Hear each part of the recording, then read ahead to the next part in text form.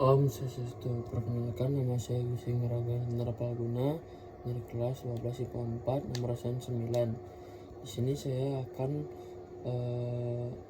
menjelaskan tentang pendapat saya, yaitu G30 SPKI. Menurut saya, gerakan 30 September atau yang bisa dikenalkan dengan nama G30S merupakan peristiwa penting dalam sejarah Indonesia. Peristiwa itu yang disebut-sebut sebagai sejarah yang harus diingat oleh masyarakat atau generasi muda. Yang pertama, sejarah singkat G30S atau PKI. G30S merupakan gerakan yang bertujuan untuk memulihkan pemerintahan Presiden Soekarno dan mengubah Indonesia menjadi negara komunis. Gerakan ini dipimpin oleh DN Aidit yang saat itu merupakan ketua dari Partai Komunitas Indonesia atau PKI. Pada 1 Oktober 1965 dini hari, Letkol Untung yang merupakan anggota Cakrabriwa atau pasukan pengawal istana memimpin pasukan yang dianggap loyal pada PKI. Gerakan ini mengincar perwira tinggi TNI AD Indonesia. 3 dari 6 orang yang menjadi target langsung dibunuh di kediamannya, sedangkan lainnya diculik dan membawa menuju lubang buaya. Jenazah ketujuh perwira TNI AD itu yang ditemukan selang beberapa hari kemudian. Penjabat tinggi yang menjadi korban. Keenam perwira TNI Angkatan Darat yang menjadi korban dalam peristiwa ini adalah: yang pertama, Letnan Jenderal Anumerta Ahmad Yani. Yang kedua, Mayor Jenderal Raden Suparto.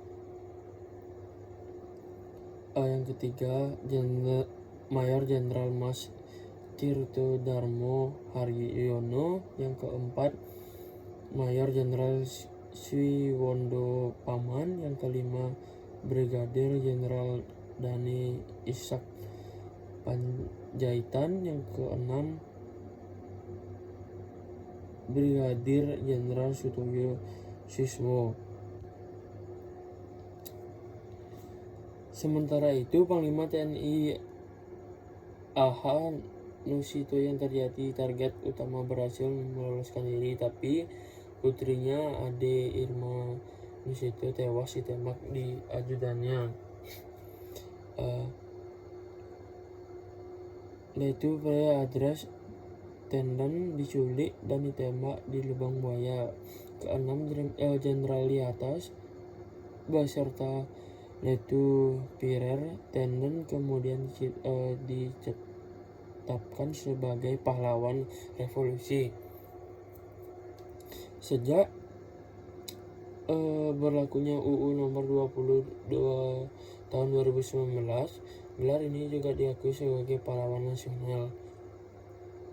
Selain itu, beberapa orang lainnya juga menjadi korban pembunuhan di Jakarta dan Yogyakarta. Mereka adalah: yang pertama, Brigadir Polisi Ketua Keresat Suwit Tubun. Yang kedua, Kolonel Katamso Darmo Kusumo. Yang ketiga, Letnan Kolonel Sugiyo Mangun Wiyoyo. Yang ketiga, pasca kejadian setelah peristiwa G30 SPKI, rakyat menuntut Presiden Soekarno yang membubarkan PKI. Soekarno kemudian memberikan Mayor Jenderal Soeharto untuk membersihkan sama unsur pemerintah dengan pengaruh PKI.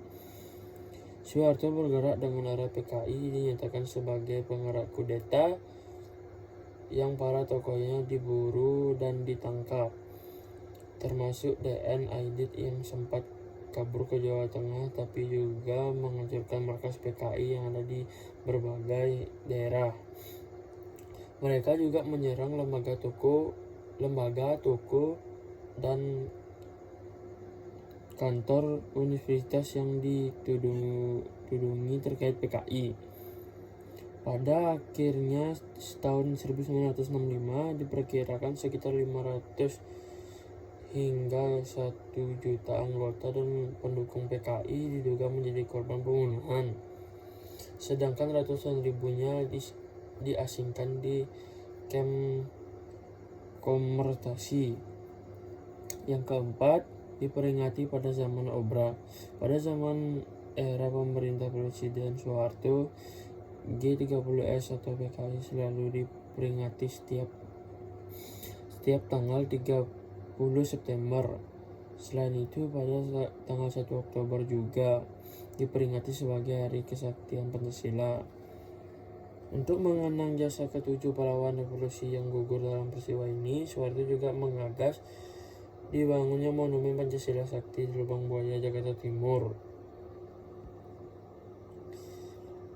Yaitu dalang yang sebenarnya dari peristiwa G90 adalah yang pertama Dan Aidit, yaitu ketua dari PKI, yang kedua Letkol Untung, yang ketiga Sajam Kamaruzaman, yang keempat Brigjen Soe Parjo, yang kelima Kolonel Abdul Latif. Sekian dari pendapat saya. Jika ada kesalahan kata atau yang salah, saya minta maaf. Akhirnya dengan Santi Om.